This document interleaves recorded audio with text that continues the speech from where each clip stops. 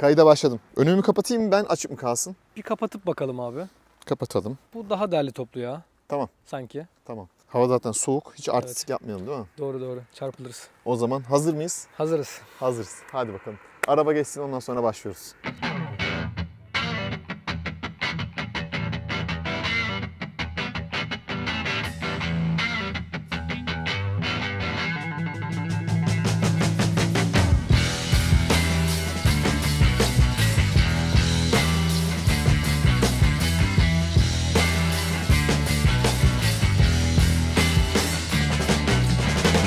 Arkadaşlar hepinize merhaba. Bugün Gürkan Bey ile beraberiz. Bey diyorum ama kendisi benim kardeşim, kuzenim. Öncelikle hoş geldin. Hoş bulduk. Nasılsın? Teşekkür ederim. Sen nasılsın? Ben de iyiyim, sağ ol. Öncelikle çok teşekkür ediyorum. Skoda Karoq. Evet. Ya o kadar çok karıştırdım ki Karoq muydu, Kodiaq mıydı, diğer model Kodiaq neydi? mıydı? Kodiaq Kamik mıydı? miydi? Kamik miydi? Aman Allah'ım bu nasıl Evet. bir isim karmaşası, bunu daha sonra konuşuruz. Kendisi benim kuzenim, İstanbul'da yaşıyor. Güzel bir işi var. Dedi ki abi ben bir araba aldım. Uzun zamandır da kullanıyorum. Benim aracımı objektif bir şekilde anlatır mısın? Dedim ki o işi zaten belki Türkiye'de en iyi yapanlardan biriyim diye düşünüyorum. Belki kaldıralım öyle. İnşallah. Çok teşekkür ederim. Ben hemen anahtar ve tasarımla başlayayım. Ondan Tamam. sonra aracın içine geçelim. Peki. Birlikte. Sen de tecrübelerini paylaş. Çünkü senin tecrübelerin bizler için çok önemli. Olur, tabii ki. İstanbul'da 10.000 mi oldu araba? 11.000 civarında 11.000 kilometredir kullanıyorsun. Senin tecrübelerin çok önemli. Ben 3-4 saat ya da bir gün arabayı kullandığım zaman o kadar tecrübeyi elde edemiyorum açıkçası. Tamam. Tabii ki, O zaman mutlaka. hadi başlayalım. Hadi başlayalım. Başlayalım. Her zaman olduğu gibi anahtar tasarımımızla başlayalım. Sade, şık, güzel bir anahtarımız var. Bakalım nasıl özellikleri var. Araca yaklaşıyorum. Elimi koydum. Kapılar açıldı. Şunu da göstereyim. Elinizi kapı kolunun dışına koyduğunuzda kapılar otomatik olarak kapanıyor. Kapıları açtım. Anahtar bende. Şimdi uzaklaşıyorum. Kapıları kilitlediğimi, unuttuğumu varsayalım. Bu özellik yok mu yoksa onda? Ciddi mi? Demek ki uzaklaşınca kapatmıyor. Onu da göstermiş olduk. Olsun. Hiç sıkıntı değil. Bastım. Bagajımı anahtar üzerinden açabilirim. Kapattım. Bagajım kapanıyor. Şimdi camlarımı açabiliyor muyum? Hemen ona bakalım. Uzun bastım. Camlarımı açtı. Sunroof'un sadece arkasını açtı. Onu da bir istersen gösterelim. Basıyorum ve kapatıyorum. Sunroof kapandı. Camlarım kapandı. Arabayı yeni yıkamıştık. Tabii ki her zaman olduğu gibi değil mi? Oluyor öyle yani. Olan oldu artık. Sıkıntı yok. 2024 Karoq Prestige donanımla birlikteyiz. Motor kaputunun üzerinde harika bir hat var. Sürerken o hattı görüyorsunuz. Benim hoşuma gitti. Ön taraftaki panjur tasarımını beğendim. Buradaki çıkıntılar hoş tasarlanmış. Burada bir radarımız var. Ön tarafta bir kameramız var. Full LED matrix farlarımız var. Gece sürüşlerini yapacağız. Size bu görüntüleri aktaracağız. Gündüz LED farları ve şuradaki ayrıntıları şimdi dikkatimi çekti. Çok şık, çok güzel. Hoşuma gitti. İstersen şöyle bir şey yapalım. Ben hemen ışıkları açayım. Sen kayıtta kal. Onları da gösterelim. Şimdi ışıklarımı açtım. Uzunları açıp kapattım. Direksiyonu sola çevirdim. Sağa çevirdim. Gayet güzel. Dörtlerini de yakayım. Sinyal. Aynı zamanda ön farlarımızın yıkama sistemi de bulunuyor ve güzel çalışıyor. Sis farlarımız direksiyonu çevirdiğinizde döndüğünüz yöne doğru düşük hızlarda yolu aydınlatarak size güzel bir görüş sağlıyor. Ön tarafa baktığım zaman modern, güzel çizgilerin olduğunu görüyorum. Hemen yan tarafta aktif hava girişlerimiz var. Ne yapacak? Lastiği soğutacak. Hemen lastiğe geçelim. Jant tasarımına baktığımızda ben bu tarzı beğendim. Biraz elektrikli arabaları da andırıyor. Ne diyorsun? Değil mi? Var. Bence var yani. Elektrikli araçları da andırıyor. Google diyorum ya. Goodyear Eagle F1 lastiği kullanıyor. 215-50 18 inç çapında. İyi ki 18 inç. 17 olsa biraz daha düşük olurdu. Bir üst model olan donanım seviyesinde sporda 19 inç geliyor. O biraz daha şık olabilir. Üst tarafta şurada dodiklerimiz plastik. Çok fazla dışarıya çıkıntı yapmamış. Fakat güzel duruyor. Kapı altlarımız yine plastik tasarlanmış ve alt tarafa kadar uzanıyor. Şöyle göstereyim. Araca binerken paçalarınız kirlenmeyecektir. Burada gördüğüm kadarıyla. Üst tarafta açılır bir panoramik cam tavanımız var. Tavan raylarımız nikelaj ve çok şık duruyor. Camların etrafındaki bu nikelaj parçalar çok şık duruyor ve aracın heybetine heybet katmış. Bu arada ön cam ve arka cam da büyük tasarlanmış. İçeride yolculuk edenler için tabii ki güzel haber bunlar. Yakıt depomuz 50 litre. Arkaya baktığımızda kapılarımız ne kadar açılıyor? Gayet güzel. Herhangi bir sıkıntı yok burada. Zaten göstereceğiz. Arkaya geldiğimizde küçük, hoş, güzel bir balık sırtı antenimiz var. Köpek balığı sırtı antenimiz var. Üçüncü stop lambamız burada bulunuyor. Spoiler, çok böyle büyük bir spoilerimiz yok açıkçası. Burada yine aerodinamik parçalar kullanılmış. Bunlar arka camın daha az kirlenmesini sağlıyor. Arkada bulunan far grubumuzda yine LED kullanılmış. Marka yazımız burada bulunuyor. Model Karok yazımız burada var. Motorla ilgili herhangi bir bilgi yok. Çünkü Türkiye'de sadece 1.5 TSI seçeneği var. Belki ondandır diye düşünüyorum. Geri görüş kameramız ve burada bir fıskiye var. Bunun temizlemesi de var. Bu Simply Clever'a girecek bir şey olabilir. Su fışkırtıyor değil mi bu? Alt tarafa gelecek olursak herhangi bir egzoz çıkışım yok burada. Difüzörü andıran bir parça var ve arkada bağımsız süspansiyon yok arkadaşlar. Torsiyon çubuğu var. Bakalım sürüşte göreceğiz. Ne yazık ki. Güzel. Bagajımızı açalım. Sanal pedal demiş Skoda buna. Ne oldu? Sanal pedal. İkinci de aldı. Evet, güzel. Her zaman almayabiliyor demek ki. 521 litrelik bir bagaj hacmimiz var. Yükleme eşiğimiz biraz yukarıda. İki tane burada askılığımız var. Bunlar gayet güzel. Burada Skoda'nın ilk yardım kiti var. Kullanmıyoruz. Burada bir malzemeliğimiz var. 12 volt soketimiz bulunuyor. Burada da yine bir malzemelik var. Tokalı bir tutacak var. Üst tarafta da yine malzemeleri koymak için yer var. Burada bir tokalı malzemeliğimiz var. Bu da güzel. Bir tane ışığımız var. 2 tane olsa güzel olurmuş diye düşündüm. İlla kusur bulacağız ya. Böyle bir bagaj havuzu mutlaka kullanın arkadaşlar. Sıkıntı yaşamamak adına. Ne yapacağız? Sıkışma testi yapacağız. Bastık. Kapanıyor. Güzel. Hızlı hissetti. Şurada bir çıkıntı vardı. Oraya geldi ama gayet güzel. Şöyle alalım yukarıya. Bundan sonra artık yok. Kalıyor. Panzotumuzu söktük. Onu bu aşağıya da koyabiliriz. Arka koltuklarımızı yatıralım hemen. Çok güzel.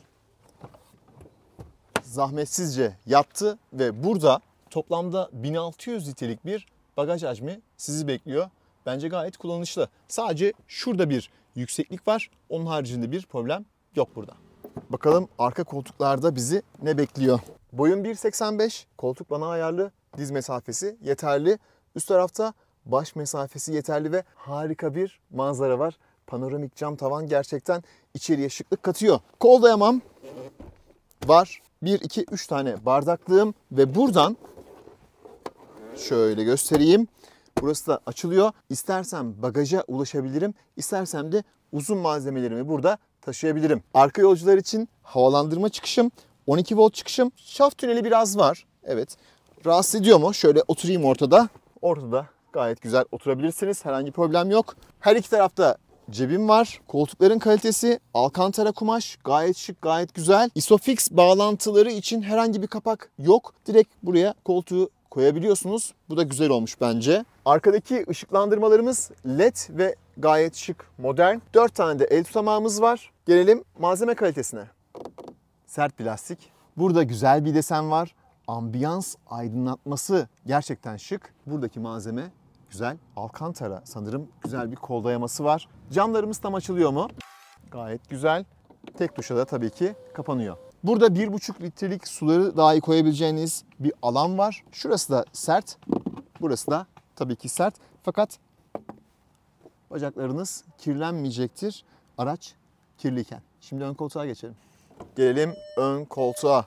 Evet. Araca ilk bindiğimde, direksiyonu tuttuğumda wow, direksiyon çok güzel dedim. Bunu tekrarlamak istiyorum. Direksiyon tasarımı harika. Buradaki düğmelerin hissiyatı çok güzel. Direksiyondan biraz bahsedeyim. Pedal shiftlerimiz var. Bunlar sevdiğim özellikler ve direksiyona monte edilmiş. Sol tarafta direksiyon ısıtmam, multimedya kumandalarım ve yine sağ tarafta multimedya kumandalarım bulunuyor. Piyano bilek desenlerim var burada. Ortası şurası boş, etli, dolu dolu. Gerçekten beğendiğim bir direksiyon var. Burada beğenmediğim ne var? Start stop düğmesi. Burada olur mu?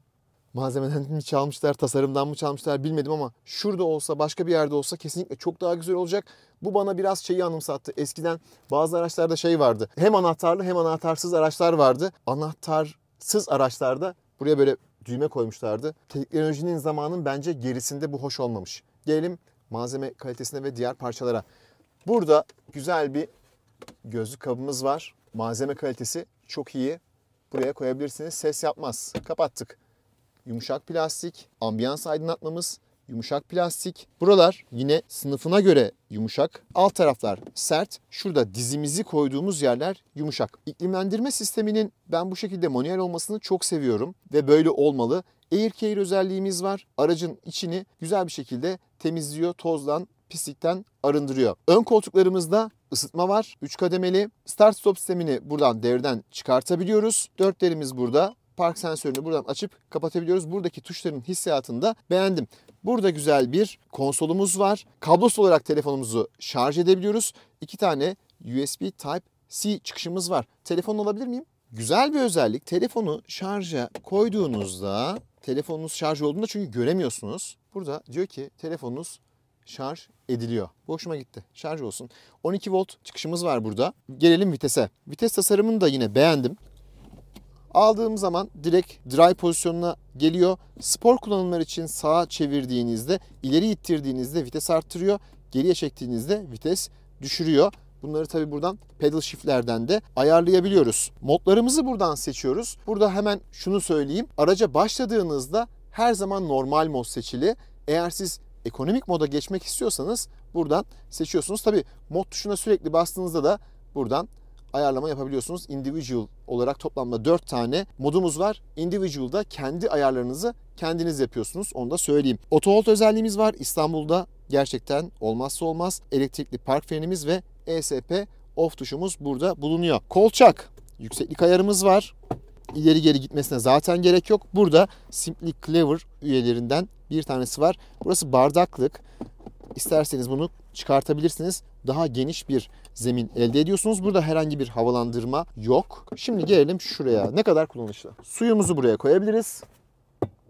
Termosumuzu da buraya koyabiliriz. Gayet güzel. İş görüyor. Geri görüş aynamız çerçevesiz değil fakat şık tasarlanmış. Işıklarımız LED. Çok hoşuma gitti. Arka tarafı da buradan açıp kapatabiliyoruz. Bu da güzel. Sunroofumuzu açıp kapatabiliyoruz. Perdeyi şu an kapatıyoruz. Elektrikli olarak tek dokunuşla açılıp kapanması güzel. Sunroofumuzu da açalım. Çektim. 2 kademeli. Zaten onu hissettim elimde. Üst tarafta güzel bir filesi var. Sinekler buraya takılmış. Güzel. İşini görmüş. Evet. Burada 2 karış güzel bir alan var. Sadece arkayı da tabii ki bu şekilde açabiliyoruz. Şöyle yukarıya kaldırıp. Torpido gözünü açayım mı? Hazır mısın? Olur, hazırım. Bakalım ne çıkacak. Torpidomuzu açıyorum. Hazır mısın? Hazırım. Hadi bakalım. Güzel bir şekilde açıldı. Herhangi bir kaplaması yok. Burada bir kalemlik var. Şöyle malzemelerini koymak için bir alan var burada. Kartlık falan sıkıştırabilirsin. Şurada bir ekstra saklayıcı bir yer mi var? Yok. Eskiden CD'lik vardı burada. Sanırım o. Kullanışlı ve yeterli. O zaman sana güzel bir kalem hediye edeyim. Teşekkür ederim. Sağ olasın. Burada güzel bir malzemeliğimiz var. Yine güzel tasarım öğeleri. Malzeme kalitesi daha yumuşak, daha güzel. Ambiyans aydınlatmaları şık, kapı kolu tasarımı güzel. Buradaki yine doku aynı. Burada Simply Clever üyelerini görüyoruz. Kaplı değil burası ama olsa iyi olur. Şöyle arkaya kadar gidiyor yalnız. Bagajı yine buradan açabiliyoruz. Burada bir ışıklandırmamız ve Cadillac Karoq yazımız var. Güzel. Simply Clever'dan bahsedeceğiz. Şunu da göstereyim. Telefon numaran çıkmasın ama burada bir kartlık var. Koltukta saklı bir yer var, gizli bir yer var. İçinde değil. Sen bunu açmamışsındır. Ben senin için açayım. Kullanmadım bile. Hadi. İhtiyacın olabilir. Güzel. Gelelim motor kaputunda neler var. Amortisör olsun isterim. Ama yok. Ama olsun bak. Bir defa da hemen tuttum. Çok güzel. Oo, bayağı ağır. Gerçekten ağır. Güzel. Yalıtım malzememiz var. Arka tarafta güzel yalıtım var. Zaten motorun sesini duymuyorsunuz. Şöyle bakıyorum. Kapanması gereken yerler kapanmış. Ve şunu göstermem lazım. Gayet güzel. Taşırmaz. Genelde Alman araçlarında motor kapalı olur ama bunda açık bırakılmış. Onun haricinde yani beni rahatsız eden bir şey değil. Belki kullanım kolaylığı da olabilir. Gelelim motorumuzun özelliğine. 1.5 litre hacminde 4 silindirli 100 kaç beygir? 150 beygir, 250 Nm torka sahip ve sizin kullanımınıza göre 2 silindiri kapatabiliyor. Aktif silindir teknolojisi var bu araçta. Biz yolda denedik. Arada böyle 2 silindir moduna geçiyor. Kesinlikle anlamanız mümkün değil. 7 ileri DSG şanzımanla birlikte geliyor ve şanzımanın uyumu harika. Bence Volkswagen grubunda DSG şanzıman en iyi şanzımanlardan biri diyeceğim. Artık yorumları siz yazarsınız. artıları eksileri var tabii ki. Şimdi motoru çalıştırayım ben. TSI motorlar biraz sessiz çalışıyor. Onu da söyleyeyim. Bir benzinli motor daha sessiz olur normalde ama biraz sessiz çalışıyor. Fakat ses yalıtımı çok güzel. Güle güle ses. Değil mi? Skoda deyince hep reklamlarda görüyorsunuz Simply Clever. Ne kadar clever? Az önce gösterdik size. Şurada kartlığımız var. Kapatayım. Ön silecek suyu için gösterdik. Gayet güzel. Geldik arkaya. Açalım. Buz kazıyıcımız var. Gayet güzel. Simply Clever. Şemsiyemizi söyledik. Bagajda neler var? Bagajda askı aparatlarımız var. Yani Simply Clever çözümler sizi bekliyor. Skoda'da hoş, güzel. Benim de hoşuma gitti gerçekten. Şimdi sürüşe geçelim. Sabırsızlanıyorum.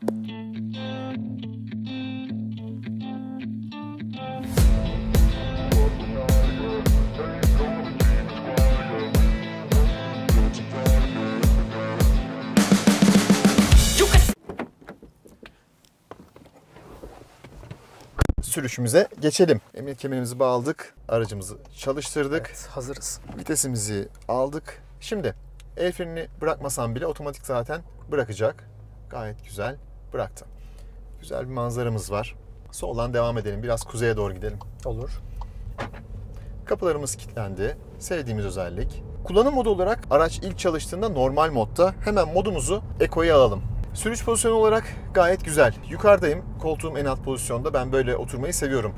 Koltuk destekleri çok güzel. Baldır desteği çok güzel. Koltuk beni sarıyor. Aynalar bence güzel. Sen biraz şikayet ettin küçük olduklarından ama ben beğendim. Bence herhangi bir sıkıntı yok. Tabii herkesin farklı görüşleri olabilir. Kesinlikle. Bu arada araca girerken Kodiaq yazısı yere yansıyor. Onun da ara çekimlerini koyarız. O da güzel. Unutmuşuz onu çekmeyi. Karanlıkta çok daha iyi gözükecektir. Evet, bunlar seni mutlu ediyor değil mi? Kesinlikle. Evet. Bunlar çok güzel detaylar. Kesinlikle. Ben de o tarz seviyorum. Yani Ufak tefek ayrıntılar, mesela işte ilk çekimlerde bahsettiğimiz Simply Clever'la alakalı detaylar insana tabii hoş gelen şeyler. Evet, arka ışıklar açıktı. Buradan mesela kapatmam da Kesinlikle. güzel. Önden kapatılabiliyor. Aracın süspansiyon sisteminden biraz bahsedelim. Konfor ile sportiflik arasında, fakat konfora biraz daha yakın. Start stop sistemi devreye girdi. Kornamızı da yedik Zaten ama. kornayı yedik. Yani, İstanbul'da olduğumuz için. evet, ben biraz titreşimine bakmak istemiştim. Titreşim hiç yok. Ben hiçbir ses almadım. Yani o marş motorunun sesi bile gelmedi. Kesinlikle çok Çok hızlı bir güzel şekilde, çalışıyor. evet, devreye Sen giriyor. genelde kullanmıyorsun ama. Ben kullanmıyorum, evet. Zaten çok aslında uzmanlar tarafından hani İstanbul gibi yoğun trafikli olan yerlerde kullanılması da çok tavsiye edilmiyor. Çünkü çok fazla durup Çok fazla kalkıyoruz. durup kalkıyor kesinlikle. Fakat uzun beklemelerde kapatmanı Faydalı. tavsiye ederim. Orada kullanılabilir. Bu sistem bazen can sıkabiliyor işin açısı. Apple CarPlay'imiz ve Android Auto'muz var. Kablosuz olarak bağlanabiliyoruz. Bu da güzel bir özellik. Müzik sistemini hemen gösterelim. Bir güzel bir müzik aç bize. Telefonun zaten bağlı. Mesela hafif bir bayır aşağı iniyorum. Frene de basıyorum ve motor freni yapıyor. Çok güzel. Yol düzleştiğinde motor freni yapmayı bırakıyor. Tabii bunları algılıyor sistemler ve güzel çalışıyor. Kesinlikle. Ben ilk DSG kullandığımda zaten bunu hissetmiştim. Tabii sistem daha da iyileştirildi artık. Kaç kuşak deli divaneyiz.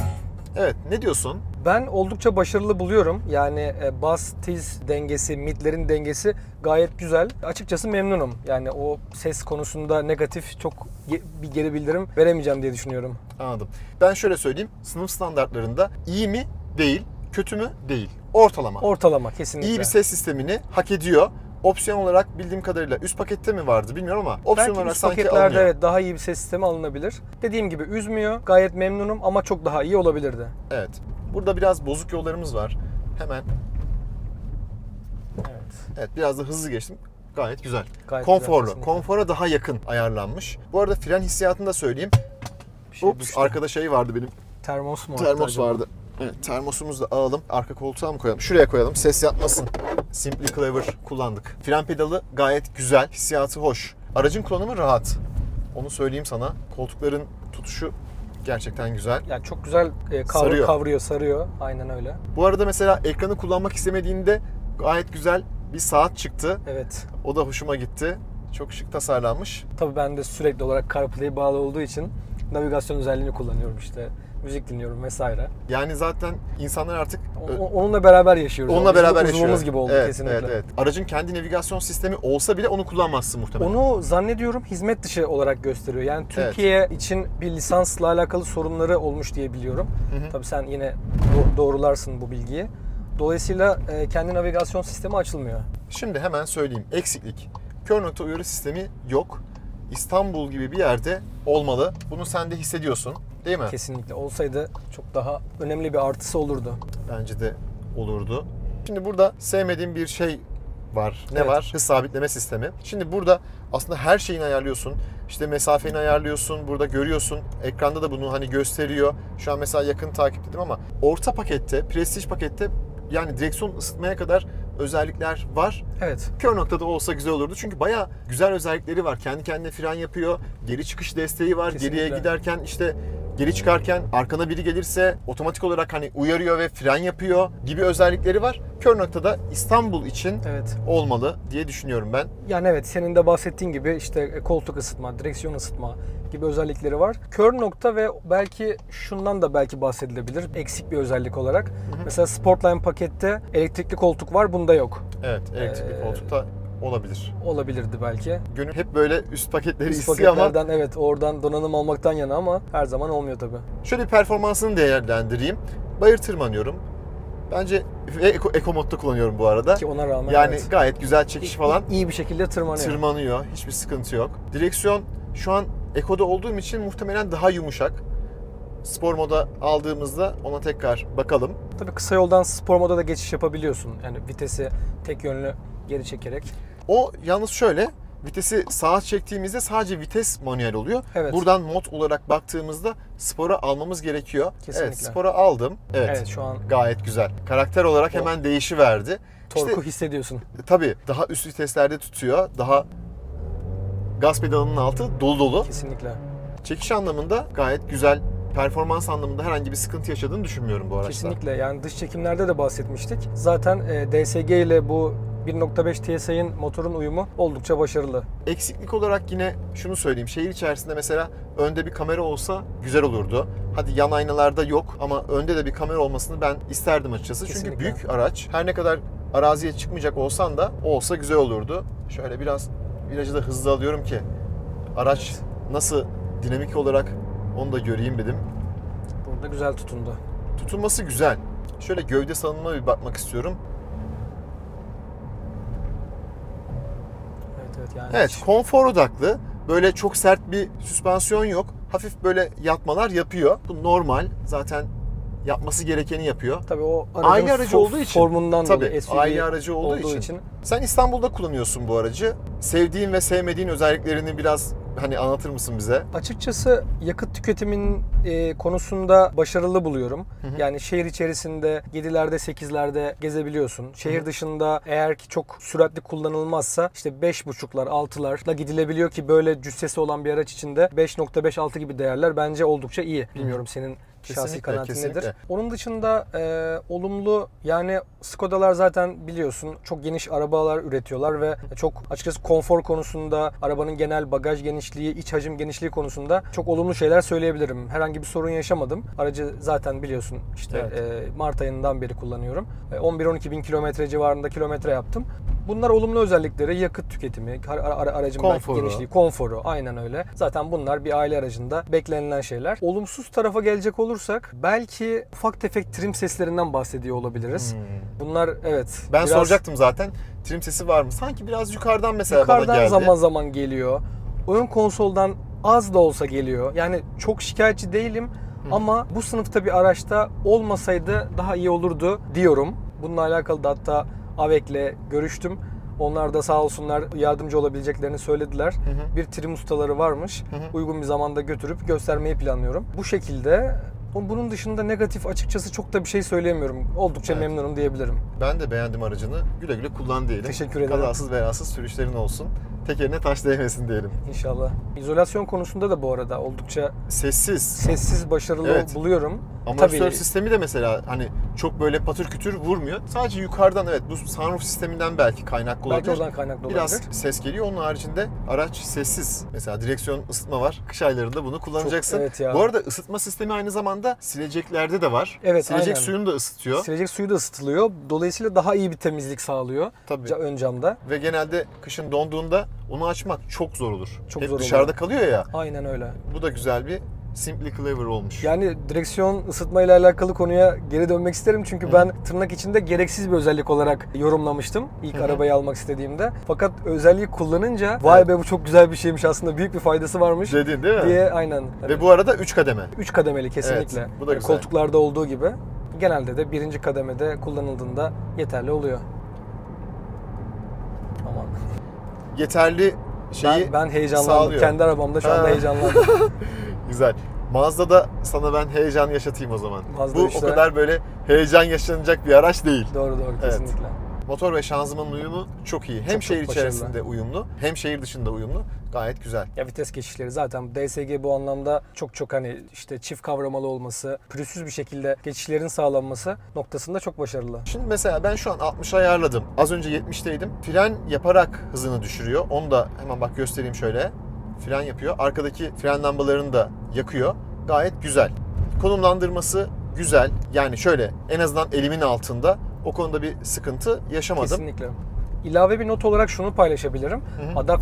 Adaptif hız sabitleme sisteminde öndeki aracın bulunduğu pozisyonla alakalı ayarlar da yapılabiliyor. Yani işte yakın, Tabii yakın takip et, uzak uzun takip falan et. Onu gibi buradan gibi hemen hızlı bir onları- şekilde yapabiliyorsun. Durma kalkma özelliği var mı? durma kalkma özelliğini açıkçası test etmedim. Yani- Minimum 30 km/saat hızda olunması gerekiyor diye biliyorum. Evet. Dolayısıyla durup kalkma olmayabilir. Bakalım şimdi öndeki aracı bak kendisi takip ediyor. Gayet güzel. Hiç ben gaza frene basmadım. Çok güzel. Gayet güzel. Bu arada direksiyonun neredeyse her yeri ısındı. Kesinlikle. O da güzel. Adaptif hız sabitlemeyle gidiyoruz. Hani evet, Öndeki hızlar aracı aslında takip 20'lere ediyoruz. düştüğünde de gayet Yo, yo. güzel bir şekilde çalıştı. Tabii çalıştı. Muhtemelen durma kalkma özelliğimiz var. Gayet de güzel takip ediyor. Şu an mesela yakın takip ediyor. En yakın takipte şu anda. Evet. Gayet güzel. Evet. İstanbul'da Ben yani bunu bu kadar test etmemiştim öyle mesela. mi? Evet. Genelde insanlar test etmiyor. Biz test ediyoruz, siz YouTube'da izliyorsunuz. Kesinlikle. Mesafe senin süretine göre değişiyor. Evet. Şu an mesela 150 ile gitmiş olsaydık bu şekilde Tabii olmayacaktı. bu mesafe Orantılı bir şekilde Evet. devam ediyor. Direksiyon tasarımını, buradaki malzemeleri ben çok beğendim. direksiyonun tasarımı, genel dokusu ve alttan kesik olması Evet. beni o kısmı tavlamıştı Değil mi? arabayı alırken kesinlikle. Evet, ben de çok beğendim. Burada fiziksel tuşların olması güzel, kablosuz şarjının olması ve buradaki işte bildirimin Evet. gelmesi çok hoş. Yani seni mutlu eden özellikleri Kesinlikle. kapsıyor bu araç, barındırıyor. Çok güzel ekranları var. Sol tarafta yağ sıcaklığını, sağ tarafta yakıt seviyesini gösteriyor. Netliği, parlaklığı çok hoş. Yerinde ilave bir not olarak şunu da paylaşmak isterim. Direksiyon üzerinde şu tuşla, belki sen basabilirsin. Evet, basayım. Oradaki grafikleri değiştirebiliyoruz. Mesela sağ tarafta şu anda ben 50'ye ayarlamıştım. Bak hop bir yukarı aldım. 60'a çıktı. Bu arada farkındaysan adaptif hız sabitleme durma kalkma özelliğine sahip. Öndeki araç ilerledi. Tamam. Gaza bastım, çektim. Ha, direkt devreye giriyor Direkt tekrardan. devreye Çok giriyor. güzel. Ben de öğrenmiş ve oldum. bu şekilde kullanabilirsin. İstanbul'da sen kalıyorsundur çok trafiğe. Kesinlikle. Dur kalk özelliği de çok güzel çalışıyor. Konforlu bir şekilde, emniyetli bir şekilde durduruyor. Ve burada yeşil olarak ekranda bunu da böyle göstermesi hoşuma gitti. Bak şu anda 70'e aldım. Hop 80'e aldım. Çok gayet güzel. Kullanışlı. Line assist'imiz var mı? Yani Line şeritte assist, tutuyor mu bizi? Bu Prestige pakette zannediyorum yok diye Evet. biliyorum. Ben de Yani bir... muhtemelen açılabiliyordur ama illegal yöntemlerle, ama Yok. onu Ha, tavsiye belki, etmiyoruz. evet. Şimdi araç sağa geçti. Hop Tabii. yol gayet güzel. açıldığında Önümüz açıldı. Bak hızlı bir şekilde gazladı. çok hızlı değil ama. Senin moduna göre. Bak ben şu an Eco moddaydım. Evet. Eco moduna göre senin ayarını yapıyor. Tekrar bak süratimi düşürdüm. Şöyle modu değiştireyim. Spor modu alayım. Buradan tekrar 40'a aldım süratimi. Bak fren yaptığını hissediyorsun. Evet, kesinlikle. Fren yaparak durduruyor. Spor moddayım. 80'e aldım. Burada tabii biraz daha agresif Bak, bir şekilde daha evet. hızlı gidiyor. Yani moda göre de İvmelenmesi tabii biraz hız daha sabitleme sistemi hızlı oluyor. daha hızlı oluyor. Eco modda olmuş olsaydık tabii ki farklı olacaktı. Şimdi biraz da normalde kullanalım. Eco modda evet gayet güzel gidiyoruz. Bunda bir sıkıntı yok. Normal modda direksiyon biraz daha yumuşak. Ama hissiz değil. Onu kesinlikle söyleyebilirim. Hisli bir direksiyondayım. Tepkileri güzel. Şimdi Eco moddayız. Ayağımı çektim. Evet, şu anda motoru stop etmedi ama araç Tabii süzülme modunda geçmiş oldu, evet. Evet, şimdi hemen normal modu alıyorum. Aynı şeyi yapacağım. Bastım. Çektim. Evet, şu anda biraz Tabii. daha motor freni yapıyor. Kesinlikle. Tutuyor Bulunduğu onu. devri koruyor. Evet. Eco'da direkt rolantiye alıyor bak. Spor'a aldığımda o zaman üst vitese geçiyor ve direksiyon Evet. elimde hissettim onun. Tabii. Evet. Oradaki hissiyat Direksiyonun- tabii hemen değişiyor. Hissiyatını gayet güzel değiştiriyor. O zaman istersen otobana doğru geçelim. Tamam. Oradaki sürüşlerimize devam edelim. Şehir içi şöyle toparlarsak, şehir içinde özellikle Eco modda araç sizi rahatsız etmeyecek kadar ekonomi sunuyor. Kesinlikle. Ve Eco modda kullanmanızı da tavsiye ederim bu araç için. Beğendim. Bazı araçlarda mesela çok cansız oluyor. Eco modu kullanmak istemiyorsun ama bu araç öyle değil. Burada vites geçişleri de çok yerinde oluyor. Evet. Yani çok sakin bir şekilde şehir içerisinde vites değişikliklerini Onu yapıyor. sorayım sana. Mesela bizim oralar, oturduğumuz yerler biraz daha böyle bayır. Oralarda saçmaladığı oldu mu DSG şanzıman? Şöyle saçmaladığı tabii ki oluyor zaman zaman. Mesela bayırlarda yani 2'den 1'e geçmesi mesela biraz gecikiyor. Geciktiği için de çok yüklenebiliyor gaza. Onlar zaman zaman yaşanabiliyor ama tabii ayağınızın biraz alışması gerekiyor. Şimdi orada O çok sana önemli. bir tavsiyede bulunayım. O tarz bayırları çıkarken diyeyim. Vitesi manuele al. Orayı kaçta çıkar? 2'de çıkar. 2'de kalsın. Kesinlikle. Çünkü o ne yapacak biliyor musun? 3'e atacak. Bu sefer 3 kurtarmayacak. 2'ye tekrar atacak. Evet. Yani böyle bir işte saçmalama diyoruz ama. İkilemde kalıyor Evet, aslında o. o yüzden bu manuel modunu kullanabilirsin. Böylelikle DSG'nin ömrünü de uzatacaksın. Çok doğru, evet. Dur kalk trafikte de bu geçerli. Dur kalk trafikte Bunu yapıyorum. evet yap bunu. Evet. Dur kalk trafiklerde genelde hep M1'de M1'de malum. çünkü hep 2'ye atıyor, 1'e geçiyor. 2'ye atıyor, 1'e geçiyor. DSG'de çok hızlı bir şekilde 1'den 2'ye geçiş yaptığı Evet. için 1'de tutmak daha faydalı oluyor tabii. 1'de tutmak daha faydalı. Ömrünü bahsettiğin gibi olabiliyor. senin de uzatabiliyoruz. Çünkü burada DSG'de bir debriyaj balatası var. Ve bu Evet. balatanın bir ömrü var. Kesinlikle. Bu ömrünü uzatmış oluyorsun. Az önce bu arada bir abiyle karşılaştık. O da bizim Evet. videomuzu izlemiş. Çok hoşuma gitti. İnşallah takipçilerimizin de sayısı artar. O da bir Kodiaq sahibi. Evet. Onu öğrenmiş olduk. Onu öğrenmiş olduk. Tabii bu arabanın bir üst sınıfında olan bir araba. Kodiaq. O da harika bir araç. Açıkçası ben bu araçla Kodiaq arasında kalmıştım. Belki ondan da bahsedebilirim. Kodiaq tabii boyutları itibariyle bundan çok daha büyük olduğu için, daha cüsseli bir araba segmenti. olduğu için ya İstanbul içerisinde zor olur mu olmaz mı diye düşünüp sonrasında Karoq almaya karar verdim ama yaptığım seçimle ben çok mutluyum açıkçası. Hem yaşın itibariyle hem de park, zaten bizim oralarda park etmek çok sıkıntı. büyük problem kesinlikle. O yüzden yeterli bir araç olmuş senin için. Neden ekonomiden bahsediyorum? Hani biraz daha fazla vurguluyorum, onu da söyleyeyim. Çünkü benzinli bir araç kullanıyorsun. Ekonomi önemli. Şimdi burası güzel bir yer gibi. Şurada duralım. 0-100 kalkış yapalım mı burada? Olur. Yoldaki mailini düzeltmesini zaten cihazımız verecek bize. Tamam. Spor moddayım. 0-100 yapacağım. Şimdi.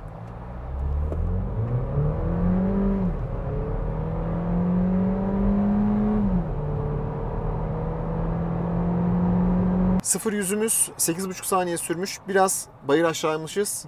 8.94. 94 ile. Gayet güzel. Zaten fabrika verisinde 8.8 gibi hatırlıyorum. Evet, Oldukça gayet iyi. iyi bir değer. 80-120 hızlanma. Şimdi. Üçüncü vitese kadar düştü. Çok seri hızlanıyor. Güzel. Gerçekten başarılı. güzel. 80'den 120'ye de 6.3 saniye düzeltmeyle birlikte. Bak telefon şarj edilemiyor dedi. Evet, Evet. edildiğinde de söylüyor, edilmediğinde de söylüyor. edilmediğinde de söylüyor. Güzel. Şu anda spor modda mesela bir tık geri çektiğin zaman Bir tık geri çektim. hemen E'yi alıyor. E'yi aldı. Tabii. Tekrar spor moda aldım. Burada şu anda kulakçıklarla müdahale edebilirim. Evet. Ama eğer S'yi alırsam, sağ tarafa alırsam, şimdi onu da test edelim bir. Üçüncü vitesteyim. Manueldeyim. Vites sağ Tamam. tarafta. Bastım gaza. 4'e kendisi açacak mı? Burada muhtemelen atmayabilir. Evet, 6000 devir çeviriyor. Yani muhtemelen Evet, kulakçıkla atmıyor. müdahale edilmesini bekliyor. Evet. Fakat soldayken, yani spor moddayken atıyor mu? Evet, kendisi atıyor. Yani şöyle, vitesi sen S'ye aldığında sportif kullanıyorsun, spor mod gibi kullanıyorsun. vites değişimi kendisi yapıyor. Ama sağ tarafa aldığın zaman tamamen manuel. Manuele çekiyor kesinlikle. Evet. Pedal shift ile müdahale etmeni bekliyor. Evet. Pedal shift'le tamamen ona kalmış oluyorsun. Ben tekrar normale aldım. Ölçümlerimizi yapalım. Süratim 90, 1500 devir, 59 desibel. 100, 1700 devir, 60 desibel. 110, 1800 devir, 60 desibel. 120, 2000 devir, 61 desibel. Çok sesli bir araç değil. Citroen C5 ile kıyaslamamı istemiştin. Evet, Citroen C5'ten biraz daha sesli. O gerçekten sessiz bir araçtı. Ondan biraz daha sesli ama 120'ne gidiyoruz. Çok hafif bir lastik sesi var. Rüzgar sesi şu anda yok. Kesinlikle. Yani sınıf standartlarında diyebiliriz belki. Bence sınıf standartlarında iyi. İyi olduğunu söyleyebilirim. Şöyle biraz hızlanalım. Evet, 130 hafiften gelmeye başladı rüzgar sesi. Evet, 140 biraz daha belirgin oldu. 2500 devirdeyim bu arada. Süratim 140'larda, yani 150 diyelim. 150'de 2500 2600 devir. Çok iyi. Çok DSG iyi. şanzımanın bu olayı çok güzel. Alameti farikası kesinlikle, yani 150 ile seyrettiğinizde hiç motor sesi duymadan yolculuk yapabiliyorsunuz. Şurada biraz zorlayayım mı dönerken? Olur. Hop. Ben bu kadar zorlamadım. Bayağı Gayet iyi. çok başarılı bu arada. Başarılı. Vallahi bayağı iyiymiş. İyi ya, gayet çok güzel tutuyor. Evet. Lastikler ve aracın Evet. şasisi güzel. Arkada işte torsiyon çubuğu değil de Bağımsız olsaymış. bağımsız olsa Evet. daha da güzel olurmuş. Ama yine de bak şöyle virajlarda Tutuyor yani, evet, gayet güzel. tutuyor. Konforu da sağlıyor. Biraz gövde salınımı var bak. Var. Sen de farkındasın. Evet. Bir de arkayla ön hafiften böyle bir farklı gidiyor yani açıkçası. Panik fren yapacağım. Şimdi. Çok güzel durdu. Kamera açık güzel. mıydı? Kamera açıktı. Dörtleri yaktı. Daha sonrasında Vay, yaktı. vay. Ve çok güzel durdu. 2.7 saniye ve 37 metreye durmuşuz. Çok 37 iyi. metre. Çok Güzel. iyi. Güzel, çok güzel. Güzel. Hızlı bir şekilde durdu yani. Yani zaten tepkilerimizden belli. Evet. Spor modda da hafiften bir kullanayım aracı. Tamam. Yani spor modda evet gaz tepkileri daha iyi. Direksiyon daha sert. Tabii gövde salınımı aynı. Onda bir Değişiklik farklılık yok. Şeyi gösterelim. Eco moda alıp 2 silindirle gitmemizi gösterelim. Buradan ekranlarımızdan ayarlayalım onu. Şu anda serbest sürüş diyor. Bakın vites göstergesi yok. Araç süzülüyor. Bastım. Vitese geçti. Hafif hafif basıyorum. 2 silindir modundayım. Biraz daha bastım. 4 silindir moduna geçtim. Hiçbir şey hissetmedim. Kesinlikle. Yani hiç, gayet pürüzsüz bir şekilde 4 silindiri devreye alıp devam ediyor. Evet. Benim bitirmeden önce şöyle bir sorum olsun. Olsun. Genel araç içi kalitesine bakıldığında malzeme kalitesi olabilir, farklı teknik değerlendirmeler de olabilir. C5 ile kıyaslayabilir misin hızlı bir şekilde? Şöyle C5 ile biraz kıyaslayayım. Şanzımanını daha çok beğendim bunun. DSG şanzımanı beğeniyorum. C5'te biraz daha böyle konfor odaklı bir şanzımanı var. Malzeme kalitesi olarak baktığında ikisi de birbirine çok yakın. C5'in bagajı biraz daha büyük. Arka alanı, işte koltuklar ileri geri gidiyor. Bunda gitmiyor bildiğim Sanırım kadarıyla. bunda sabit, evet. Bunda sabit. C5 biraz daha fonksiyonel. Bunun da ondan böyle çok geri kalan bir Tabii yanı yok bu arada bence. sanki biraz böyle C5 ile karşılaştırma videosu gibi oldu. Belki şuna da değinebiliriz. Evet. Yani bu aracın bulunduğu sınıfta 3008, Evet. Tiguan belki bu sınıfta Tabii. sayılabilir. Ondan sonra Nissan Qashqai belki Evet. bunlarla da kıyaslanabilir. Ya Ama biz- sonuçta insanlar bunu da merak ediyor. Kesinlikle. Evet. Ama mesela şunu söyleyeyim. Donanım olarak da aynı donanımlar olmadığı için bazı şeyleri hani tam kıyaslayamıyorum. Evet. Ama tabii konfor olarak mesela daha konforlu C5. Daha böyle konforlu. Bu biraz daha bir tık, ama çok değil. Bir tık daha böyle Daha rigid sert, bir yapısı var. daha rigid. Evet. O biraz daha böyle pıs pıs gidiyor. Malzeme kalitesi olarak mesela burada artı ambiyans aydınlatmaları var. Onda yoktu. Onlar güzel duruyor. Yani şu bölgelerin yumuşak olması, Yumuşak, dizlerin evet. değdiği yerlerin vesaire. Gayet güzel. Malzeme Evet. kalitesi güzel. Onda head-up display vardı. Bunda üst pakette var. İşte Sanırım dediğim bu gibi pakette bazı şeyleri aynı donanımlarla kıyaslamak lazım. Doğru, çok doğru. Evet. Zaten mesela şunu da söyleyeyim ben. Madem bu soruyu sordum, ben de herkese bir cevap olsun. Diyorlar ki abi şu mu olsun, bu mu olsun, bu mu olsun?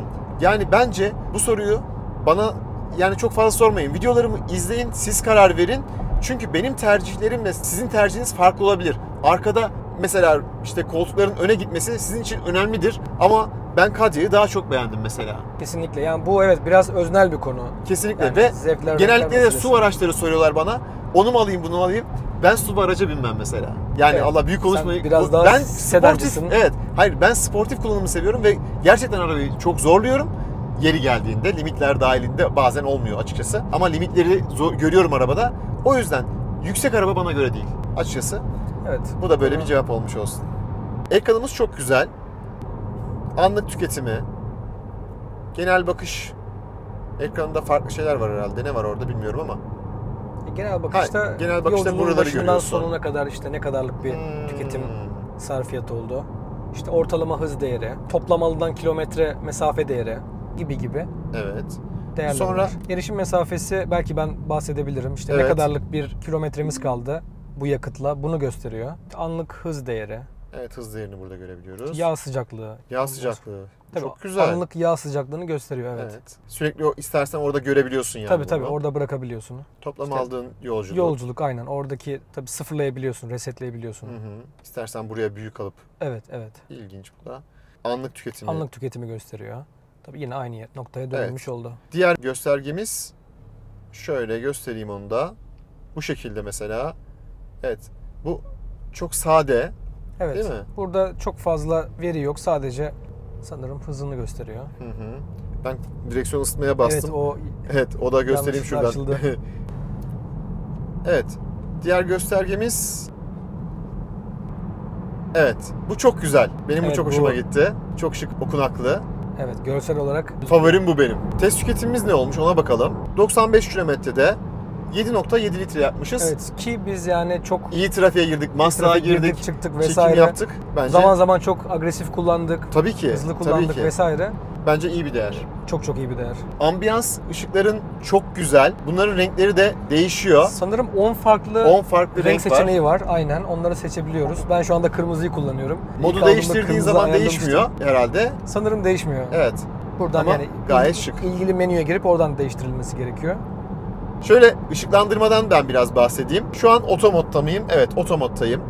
Yukarı doğru çekersem otomatik olarak zaten uzunları açıyor. Aşağı doğru ittirdim ve A yazıyor. Şu anda Evet. otomodda gerekli yerleri aydınlatıyor, gerekli yerleri tabii Kesinlikle. kapatıyor. Şu an aydınlatması Bu en güzel. Arabanın şöyle ilave bir not olarak düşeyim. En sevdiğim özelliklerinden bir tanesi uzun far asistanı.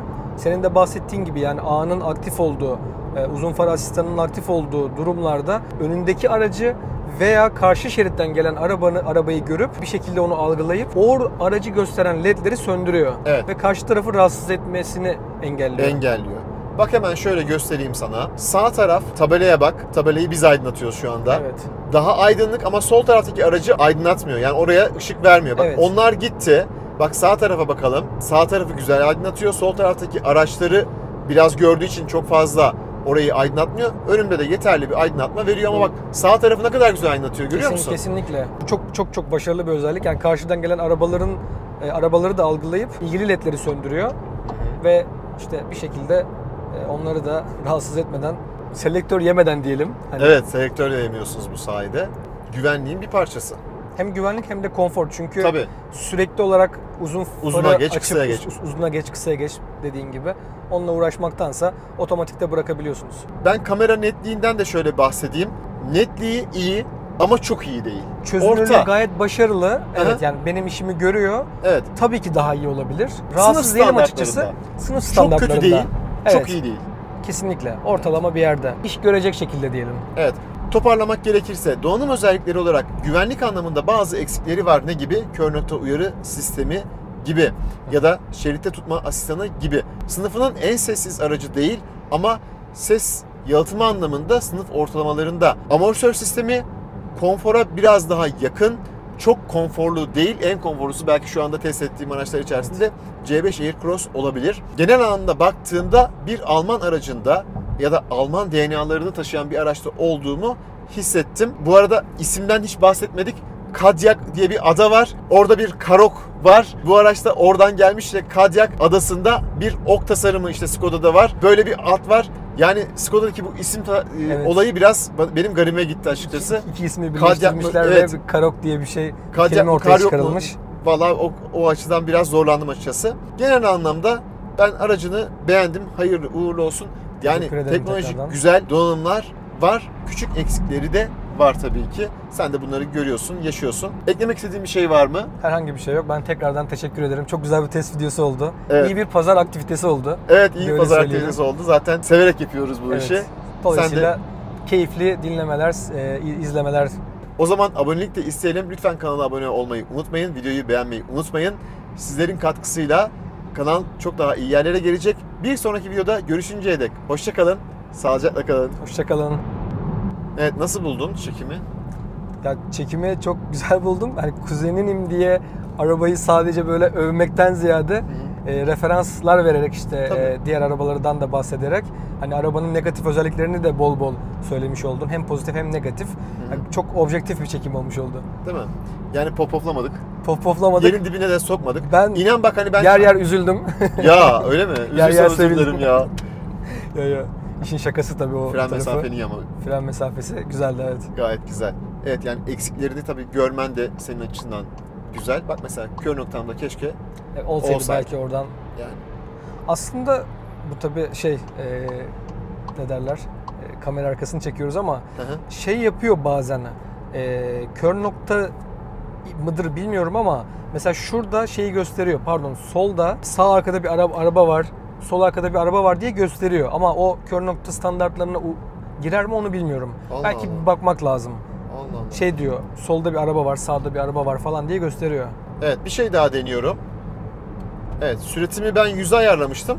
Virajda hız düşürüyor mu diye baktım. Düşürüyor. Düşürüyor mu? Evet. Güzel. Bu da iyi haber olsun sana. Güzel. Teşekkür ederiz. Evet, kamera arkası son bilgi. İzleyenler aldı. O zaman izleyip lütfen abone olalım. Arabanı 3 kelimeyle özetler misin? Vay, güzel soru. Çalıştık ya biz bu Kere- arada buna. Evet. Bir kere birincisi pratik. Tamam. Onu kesinlikle söyleyebilirim. İkincisi konforlu bir araba. Hı hı. Üçüncüsü de böyle göze hoş görünen, Şık. sade ve şık bir araba. Şık, hakikaten tasarım anlamında benim de beğendiğim bir araba oldu. Şimdi sen benim zor sorumu sor. Evet, güzel zor bir soru gelsin benden sana. Sen sedancısın biliyorum. Evet. Sedan değil de SUV seven biri olsaydın, bir kullanıcı olsaydın, bu arabayı tercih eder miydin, alır mıydın? Çok zor bir soru. Bu donanımıyla almazdım. Muhtemelen Sportline. Şöyle, Düşünürdün. bir kere müzik sistemi kesinlikle istediğim bir şey. Müzik sistemi olmalı bir araçta. Üst donanımda varsa alırım. Yani yoksa almam. Ya da opsiyonel paket Yani- olarak sunuyorlarsa. Yani kesinlikle müzik sistemi olmalı ama bu donanımıyla almam. Güvenlik olarak da evet, güvenli bir araç ama bu donanımıyla değil. Yani ben şimdi şöyle, bazı donanımlar hani aracımda var. Mazda 3 kullanıyorum Evet. biliyorsun. Seninle de bir sürüş yaparız onunla. Buradan geriye gitmek istemem. Aracım 2018 model, 2024 bir model bir araca bineceğim ama işte şerit takip sistemi takibi yok olmayacak. mesela. O yüzden bu donanımıyla almam. Bu cevabım seni üzmesin ama gerçek bu. Kesinlikle ama belki Sportline'da Sportline olabilir. özellikler olduğu için Evet. alabilirsin. Ama ona da param yetmeyecek galiba. Şu an tabii Kaçıncı Yani- bitiriş yapıyoruz? Hadi, Hadi çok bakalım, teşekkür tekrar. ederim. Çok sağ olasın. keyifli izlemeler diyelim. Aynen. Kapatmayacağım ekranı abi. Bir şeyler daha çıkarsa sorarız ederiz. Zaten aynen. Videomuz bitmiyor. Şöyle bir şey dikkatimizi çekti. Son 49 kilometrede daha fazla hep tabii otobanda kullandık. 5 litre ve ortalama hızımız 60. Çok iyi bir değer. Oldukça iyi bir değer. Yani aracın ne kadar ekonomi performansı olduğunu var, odağı var. Bunu da görmüş test olduk. etmiş olduk. Sen de Teşekkür şaşırdın ederiz. değil mi? Ben çok Yani sen şaşırdım. şöyle göstereyim ben. Bu arada araç çekimini de alayım ona. Evet. Şimdi mesela son 305 kilometrede 8.2 yakmışsın. Bugün yola Bugün çıktıktan sonra 7.2'ye düşmüş. Evet. 7.7 idi. Son 49 kilometrede de 5 litre yakmışız. çok iyi. Ve biraz olsun trafiğin içerisindeyiz yani. Biraz diyelim. Yani biraz olsun diyelim hala. Evet, park frenini çekersek ne olur? Hemen göstereyim. Sadece arkaları tuttu. Çektim. Hop. Çok güzel durdurdu. Diyeyim. Kapat artık. Travesti gibi geziyorsun sen. 4-5 tane final yaptık. Evet. Bu kapandı mı?